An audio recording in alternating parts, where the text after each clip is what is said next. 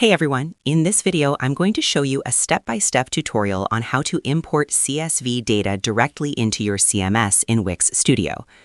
Importing CSV data into your CMS isn't just a shortcut, it's how you scale content fast without manually entering everything.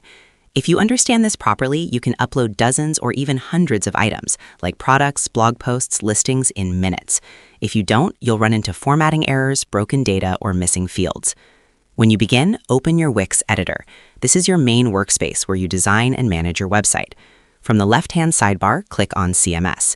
This is where Wix stores structured content, things like collections, databases, and dynamic content. Inside the CMS section, you'll see a few options. Start with a preset, add content manually, go to your collections.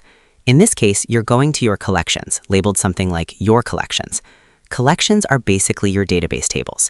Each collection holds structured data, for example, products, blog posts, team members, listings. So before importing anything, you need to already have or choose a collection that matches your data. Once you click on a collection, it opens up like a table. You'll see rows, items, and columns, fields. At the top, click on More Actions. This is where advanced options are hidden. From that dropdown, select Import Items. Now you'll be prompted to choose a file from your device. This is where your CSV file comes in. What a CSV file actually is. CSV equals comma-separated values. It's basically a spreadsheet saved in a simple text format. Each row equals one item, column equals one field. When you upload your CSV file, Wix will try to match your file's columns with your collection's fields. Once everything is aligned, Wix inputs the data into your collection. At this point, your content is now inside your CMS and can be used across your website dynamically. To summarize, importing CSV data into the CMS in Wix Studio involves opening the Wix editor, navigating to the CMS section, and selecting an existing collection from your collections.